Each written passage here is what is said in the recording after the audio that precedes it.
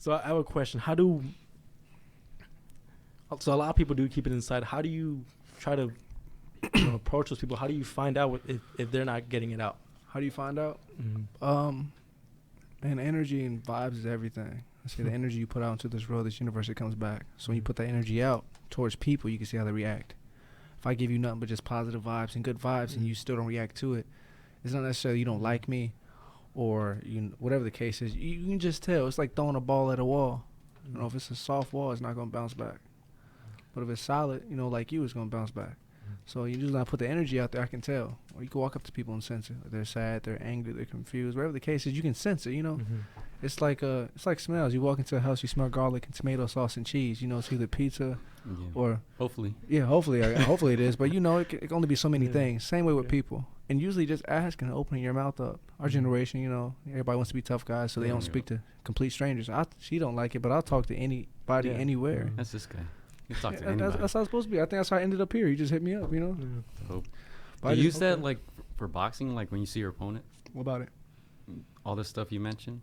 I mean, yeah, you can tell if he's nervous. You can tell, man. You can tell down to, all right, for instance, you look at the bottom of his shoe, you can tell, that shoe, the heel's balder than the other. He's left-handed. Look at his hands. Look at his face, the scars on his face. That's the hand that he keeps down most of the time. The scar tissue on his face, or, if he slurs his talk, he's punchy. If he stutters during the interviews, he's nervous. He can't deal with the pressure. You can tell a lot of things. Or if he talks real loud and real aggressive, he's compensating for something he's missing inside. It's the same thing. You throw the energy out there, it's like throwing the jabs, feint at him, see how he reacts. Same thing, dog. Interesting. You got anything? I think that's where the sweet science, it's like missing now. Now boxing coaches are just strength and conditioning coaches. Just fight.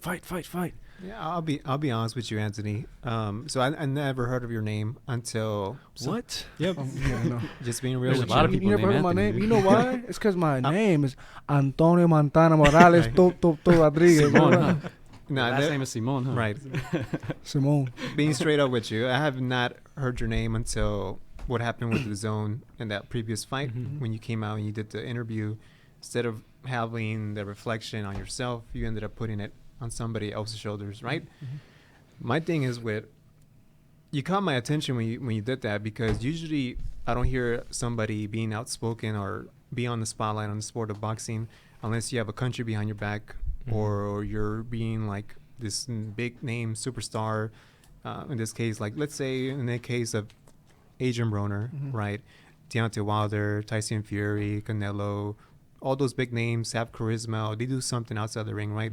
But in your case, though, what I'm trying to emphasize is the fact that I said this like about a couple of months ago that, and I'm not trying to throw you in the bus or anything like that, but I mentioned to the guys that the only way Golden Boy Promotions is able to gain my respect is if they're able to promote an African-American boxer, because all they have in their stable is nothing but Hispanic boxers. And I get the point that you have Bernard Hopkins, but that's not going to make it slide, all right? But the thing what I'm trying to get at is the fact that you yourself emulate something different outside the ring compared to other African-American boxers. And I commend you for that, because later on I'm going to have a segment detailing Adrian Broner, the difference between Adrian Broner and Andre Ward. Okay. And at the end of the day, I feel like when you're done with boxing, you're going to be who you are, because you didn't sell yourself outside the ring. Yeah. You keep your same principles, what happens inside the ring and outside the ring. Yeah. So how is it being realistic, being straight up, being an African-American boxer, just in general? How is it? I would say my ethnicity, my background, my heritage, it really doesn't have so much to do with it as people think. It's like we live in completely different worlds. We don't have the same problems, or we don't have the same outlook. I would say, if anything, more is expected of us, or certain things expected of us. We're expected to, come from the hood. The whole story. I came from the hood. I came from nothing. Blah blah blah blah blah. I'm here, which isn't the case. I think that's one thing. The main part is, all boxers, whether you're white, black, or Hispanic, we all fight for one reason most of the time. Or for certain reasons, it's all similar: respect, for capital, for the money, or have a legacy, or just because we love the game in general. But I would say so much of it's not because, me being an African-American boxer. In this generation, maybe so. But I think so much of it's really not even about skin color. Once we get in that ring, we're all the same. Right. So at the end of the day, you have a point. We can go with stereotypes and, black fighters do this, Mexican fighters do this, white fighters do this. But when we both get in there, we're only going to bleed, one color, and that's red. That's the only color. That's the thing, in there. Anthony, like you mentioned in one of your interviews that you have 4 things. You said you have power, speed, look, and mind. Say that twice. I'll say it again. Power, nice. speed, look, and mind. Can you emphasize on all 4 of them? I say I have good power. My record speaks. I thought you were gonna start with the looks. Nah, man, I'm not that conceited. Hey, that's why he said it third, right? Yeah. I have good speed. Speed can't be taught. It's either you have it or you don't. What was it? Besides good looks, I forgot what Power, I said. speed. You should know this by now. Power, speed, look, and mind. Mind.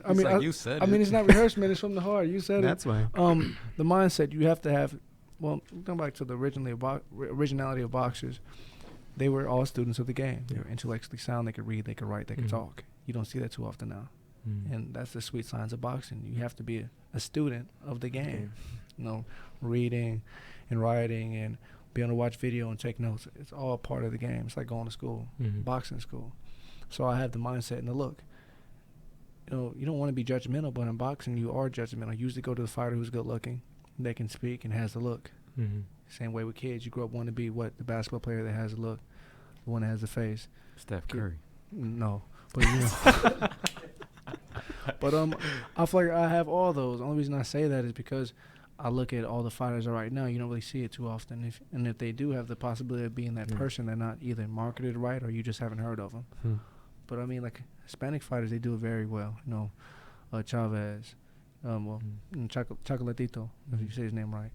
There's not really any white fighters right now besides Caleb Plant. Now, black fighters, they're in the opportunity to be marketed right, but they want to live the fashy lifestyle, and that's not their fault. Right. A lot of times with black fighters, I feel like, African-American fighters, they do it to compensate for something that they're missing. So a lot of times these fighters are besides Deontay Wilder, they're small. Yeah. So the inferior, first of all, you're small. Floyd Mayweather, Adrian Broner, you're small people. You have to make up for something you're missing. You're a small man. You're 5'4" and 130 pounds. My girlfriend's taller than that, And then you have something you're trying to prove to the world. You're coming from the hood, and you have this inferior complex where you're like, I ain't gonna ever go back. I'm gonna be a man. I'm gonna be tough. The same thing you're talking about being vulnerable. You don't want to ever show that, so you overdo it. And then it's just like kids come behind them. Now it's just like an ongoing cycle. Everybody wants to be the next Broner, Floyd, blah blah blah. Yeah, it's like a chain. Absolutely. And I feel like right now is the perfect time to change that. People want to watch somebody that's different. Well, it's just saying, when you don't know your history, repeats itself. They don't know that what I'm doing has already been done. The way I'm fighting, short trunks, long socks. Where's the rhyme? All the fighters before me did. But when you don't know your history, repeats itself. Back in school, they bring pencils out, and you'd be like, look, Mom, you ever seen this pencil before? It's brand new. And you're like, they brought this out in the 80s. Yeah, right. Same way with this boxing thing. So I don't know if I really answered your question all the way, but I feel like I'm bringing something that this game needs right now. Old school, simple boxing. People want to see that. People don't want to see people threatening and fighting. They want to see funny interviews. They want to see good boxing. Yeah, I just get a different energy from you compared to any other boxer. That's my thing that even with this interview, like, this is my first time encountering you, but like, even in an interview, I'm like, this guy is so original. Well, I'm not just a boxer, I'm a person. Just right. So it's kind of refreshing because you don't see that, especially in boxing. Absolutely not. I mean, you have to have that type of mindset to be a boxer. Like almost like an animal. But a lot of times fighters know how to turn that switch off when it's time to get out the ring. And you end up hurting yourself. Yeah, at the interview that you had with Coogan. Yeah. I was going through all the comments, bro, and it's crazy, right? All these positive comments from and I think you mentioned about having like a bigger fan base. Yeah, I have a bigger fan base in the UK, which, I mean, I'm not tripping. I have a fan base here too, but it's how I'm marketed over there. There's really nobody big here interviewing me, because in America what they're interviewing is TMZ, the craziness, violence, just stupid stuff, ignorance. Over there, they're interviewing breakthrough stories that's going to inspire people, to be better. So, I mean, it's crazy, man. You don't hear about fighters going overseas and being like, loved. Yeah. You tell me one fighter from America that went over there. I don't like to compare myself to Ali, but you tell me one fighter that went over there and it was loved. You can't tell me one. It went over there and was just loved by everybody. And we'll talk about it later, but says a lot about you compared to what Deontay Wilder's doing over here. I mean, that's not his fault. Every man has his own race. Right. Mhm. So, there's no telling what he's thinking, what he's going through is making him act that way. And one thing I'm not going to do, I'm not going to judge your brother for what he's doing. As long as it doesn't hurt me or hurt someone else. Mhm. So, I mean, if he wants to walk backwards and wear his clothes inside out, that's up to him. I wanted to ask you, how'd you start boxing? Because I'm pretty sure you did other sports, right? Yeah, I did. I was a football player at one point. Because you do come from a boxing family. Yes. But how'd you start boxing? So, actually, I lost my father at the age of 6, so my father never wanted me to box. My father was my alternate for the 80 Olympic team. I think it's 8 or 84. The year it got boycotted. They was throwing the wrestlers out the window. So boxing kind of ruined my father's life, so he never wanted me to box. I was outside playing with this kid, and we were playing football, and I accidentally stepped on his bike. When I stepped on his bike, it popped the chain. And I was kind of boxing at that time, but that's when I really started taking boxing serious. If I say the main cause of me doing boxing is excuse me, like my girlfriend, she didn't even know all the shit that I went through as a kid, losing the ability to read and write. That was the main reason I got put in boxing, because the kids thought that I was trying to be funny or be mean and not speak to them. So they we would fight in the bathroom, we would fight in the cafeteria. Hey, move over. And I would try to tell them this is my spot. And I couldn't tell them anything. I couldn't speak. I would get nervous. So boxing was a way for me to let it out, and a way for me to become more, less afraid. If anything, it wasn't so much self-protection. You did your talking in the ring? Man, talking in the ring, but it taught me life lessons my mother couldn't teach me, or a man to be able to teach you. But a woman can't raise a boy to be a man. So not be able to talk and read, man, that can really fuck you up mentally. As a child, not really being social. And then the teacher's making it obvious that you're different than everybody else. Not necessarily that you're remedial, but I learn differently than everybody else. I might not learn as fast as everyone else. So I'm sitting right next to the teacher's desk, and then 2nd, 3rd, 4th grade, I'm in different classes with special other kids, or you don't see me the whole day. You notice that when you come outside, recess, kids ain't seen you all day. Where you at? You're not explaining that I'm in a different class because I don't think or see things the same way as you. So it makes sense that you're very observant, right? Like you mentioned, looking at the bottom of your opponent's shoes. Right, because in one sense it's not all the way there. You use your other senses or hands. That's true. You never realize. Every morning I pray the fact that I can walk, I can see, I can feel, I can taste. I have all these senses. You never realize how important they are until you lose one. And I hate to put people in that situation, but I mean you really don't. When I was able to really start talking like I wanted to, my mom told me, talk your shit and don't stop. And that's why I talk and say whatever I feel to whoever, whenever. You said that your mom couldn't teach you to be a man. You had what mentors did you have, and what did they teach you? So my mother couldn't teach me to be a man, so I came home. My mother wasn't liking, the direction I was heading in life. I was doing decent in school and stuff, but she felt like I was supposed to be on a higher path.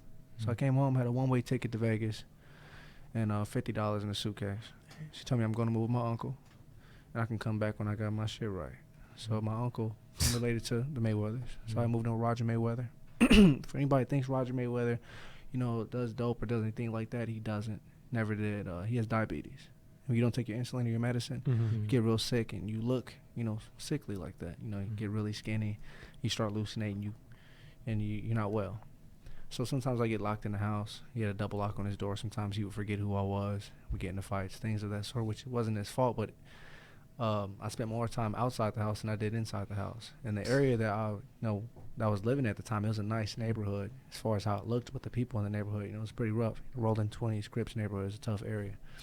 So I had my money taken a few times, things of that sort, catching the bus, getting jacked for stuff on the bus.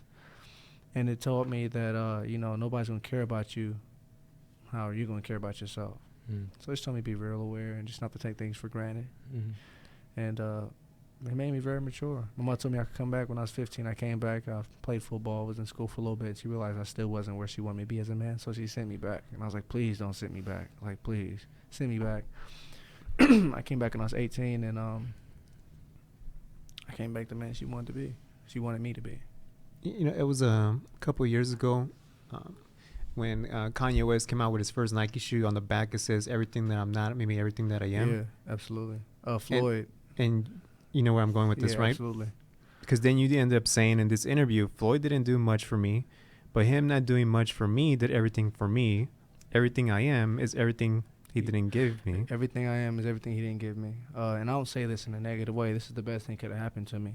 If Floyd would have gave me everything and, you know, silver spoon fed, I wouldn't appreciate or be the man that I am or do what I do now. I probably wouldn't even speak my purpose because my life would just be amazing. You know, no wants, no needs. But Floyd never gave me a bag, never gave me a shirt. You know, I can say he did this for Christmas. He bought me 2 jumpsuits and 2 pairs of Air Forces and a pair of Hanes underwear. Absolutely. Wow. Yeah, I mean, absolutely. And I appreciate that. I was at his house for a while, for about a week. I didn't have any clothes, so he bought me some clothes, and he fed me. And, you know, and that's all he needed me to. He let me come in his gym, never charged me. That's all I needed from him. He let me come in his gym. I showcased my skills. I trained.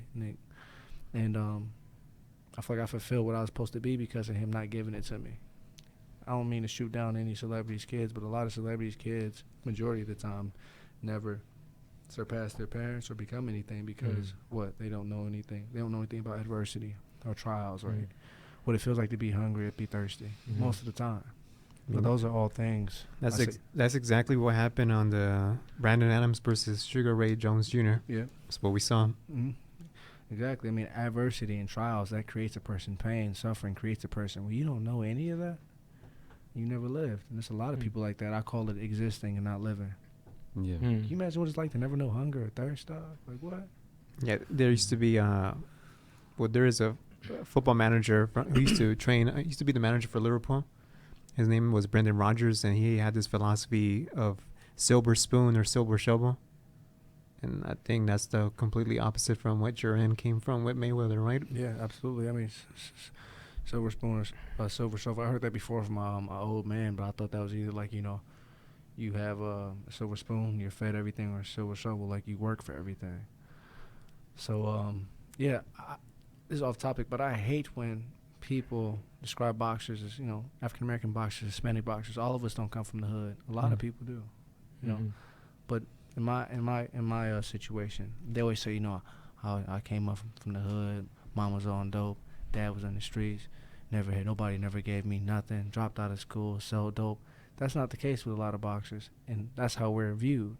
It's the narrative that. Yeah, absolutely. The narrative we're always given, and my narrative is completely different. A lot of times with those fighters, when they come up like that, they're trying to achieve something that they never felt, so they're always going to fall short of it because they don't know what they're even trying to find in the first place. This feeling, this taste they're trying to find, they'll never find it because they never had it. Me, on the other hand, I came up in a nice home, nice cars, family, good house, and then I lost everything. So now what I'm trying to achieve, I know exactly what I want. Exactly, I'm going to get it. So I hate when fighters say, you know, well, people look at fighters, you know, did you come up from the hood and this and that? No, I had a tough upbringing, but it wasn't material things. It was necessities. A father, you know, being in a household with my loving mother and my sisters. These are things that I feel like I needed, but I didn't have because my path was different than everyone else's. You know, a lot of times in the hood, you know, I didn't have no what I needed. Your mother was right there. Your family was right there. You could have went to school. You could have went to college. These are things that you chose not to do. Now, is it your fault because you have the proper people around you? Absolutely. But you don't have to be a product of your environment every time. Yeah. You know? Anthony, I know you mentioned a lot about skills. Yeah. And having a high IQ to go find this game, but I see that you're very mentally tough. Yes. I mean, I feel like you know, it's in our bloodline, you know, Hispanic, black, minority. It's in us to be tough. It's in us to survive, you know, to make it through. Come hell, come snow, come rain, whatever the case is. And like my mother and my father always told me, tough times don't last long, but tough people do. And never use a permanent solution for a temporary problem. It's never that serious, you know? Yeah. So how'd you end up over here on the West Coast? I saw your Instagram story. You're over here chilling in Compton. Yeah, man. So what, Vegas or Compton? Over here, LA area. Okay, LA area. So my father was out here back in the day. I was at the skating rink, and this man skated up to me out of nowhere, you know, and I was in my boxing stance. Like skateboard or like no, four-wheel? Roller skating. So I go to the roller skating rink. Well, actually, I cut that. How I ended up over here, I own a boxing gym in Indianapolis, and my kids had qualified for the Desert Showdown or National Pal here. So I brought my kids. My mom was like, you know, you should just go to the gym and train at Freddie Roach's gym. And at this point, I had quit boxing. I was done with boxing. I was like, forget it. What year was this? How old were you? This was last year. I'll say maybe August. Yes, because I moved here October last year. Mm-hmm. So I came down there for this tournament. My mother told me to go to the gym. I'm like, I'm done with boxing. I want to pick up a boxing glove and finish. She told me to go to the gym. I went to the gym. I trained, my heart out. Like I was just there, just letting it all loose. I'm about to walk out, and this woman stopped me, and she says, Freddie Roach has been watching you from downstairs from the camera. Do you have a promoter? Do you have a coach? I said, no, I don't have a coach. She says, well, he wants to meet with you Saturday. I'm like, shut up. Mm-hmm. She's like, no, really? So I meet up with him Saturday. We train. And he says, I want to be your new coach. Pack up your shit, move here. Oh, shit. Well, he says, let's do hand pads Sunday. I'm like, I don't live here. He tells me, pack up my shit, move here. So 3 weeks later, I get my release from Don King. And I pack up all my shit. I had just moved into a brand new condo. Like, I'm just living my little life. And I packed up all my shit, put it in my car, and drove here. Me and my mother. Drove here, moved into Santa Monica with, I got some homeboys that live up in Santa Monica. They own Gloveworks Boxing Gym, if you ever heard of it. So moved up there, flew her back. And was living out there for a little bit. And then I decided I moved to Long Beach because I ran into a guy out there. And moved to Long Beach, ran to a guy who knew my father and was big in boxing. So we became real close. And I was like, I'll move out to Long Beach. Moved there, and that's where I've been ever since. And, in that pathway, I think one thing that I try to take away from that is the fact that you mentioned that you have to be business smart compared to being street smart. And in that long, you had offers with the Mayweather team, with Al Heyman. I mean, you're at 23. We still don't know how far you're going to get in boxing, but it looks like you're going to be in an interesting path later on with the zone. But long story short, what type of advice do you give somebody who's trying to come up? Because you had your own shares of struggles outside the ring with promoters. So what do you tell them? Because this is something that we saw with Andre Ward and Mikey Garcia, but now I see it with you. Like, what do you tell somebody that's trying to come up? I like the fact you said that this is besides boxing, reach one, teach one. If you've been through it, if you've been through hell and came back or been to that dark space and come back, feel free to share with people so they ain't got to go through the same hell that you went through. And if they do go through it, you give them the knowledge to deal with it. So I would tell you, if you're going through the boxing world, don't sign for the money you see. Sign for the money that you will see or that you're supposed to see. That's the first thing. Mm-hmm. Don't sign for the quick signing bonus because they're going to get it back out of you eventually. Mm-hmm. And if you do sign for a signing bonus, take a portion of your signing bonus and put it towards your lawyer before you sign the whole entire contract. At our age, you're quick to sign, quick to make the money. But here's the problem. At your age, you really aren't mature enough to know what to do with the money, where to invest, how long it's going to last. You can't predict the future. You don't know how long your boxing career is going to last. And the money in the contract is usually not guaranteed. Mm-hmm. It's not like a football or basketball contract. So I would tell you, do research on the promoter. And I'm not going to say every promoter's a snake, but it's a business. So go with the devil you know, not the one you don't. Bars. Yeah. I mean, it's the truth, man. I said I've been there, I've done it. And, a lot of times, me and my girlfriend, we would sit and she would tell me, why aren't you signing this contract? Just take one. Javante Davis is fighting, this guy's fighting, Dusty Harrison's fighting, these guys I grew up with. And I say, because I know my worth. Must take a lot of patience, huh? I mean, patience is a virtue. You must, you got to grow into it. Anything easy didn't come overnight, and the best fights aren't won overnight. So, how difficult is it to stay focused on fighting when there's all these things in the background going on, like promoters? Promoters, man, that's what I tell people all the time. The biggest fight happens on paperwork. It doesn't happen in the ring, and it happens after you're done boxing. Those are the two biggest, mishaps. It's very hard, man, because, you got a manager getting 33.3%, one coach getting 15%, another coach getting 10%, another one getting 5%. And then you have to pay your sparring partners, right? You got to pay your sparring partners and this and that. That's ridiculous. So that initial figure looks good, huh? I mean, it does. That's the problem. A lot of fighters sign. And taxes, too. You got taxes. This number that you see isn't a number. Slice of the pie. Yeah, once you subtract what everybody's going to get paid, then you got to take out your bills, then your savings, then, your car, then whatever the case is. I mean, if you have children, or if you're not with your children, child support, there's so much that goes into it. So I would tell anybody who's getting into the professional, business side. Usually the meat of the contract is halfway through the contract or the back of the contract, and people stop reading after the 10th page. Don King's contract was over 80 pages. The part that you need to read was page 76. Yeah, I was going to ask you, how did you get out of that contract? Sometimes it's very... Oh, you guys really want to know? It's about to blow your fucking mind. Wait, what was the question? How did he get out of his contract, his Don King contract? Jeez. Against the ropes. Against the ropes, number one. Freddie Roach. Thank you very much.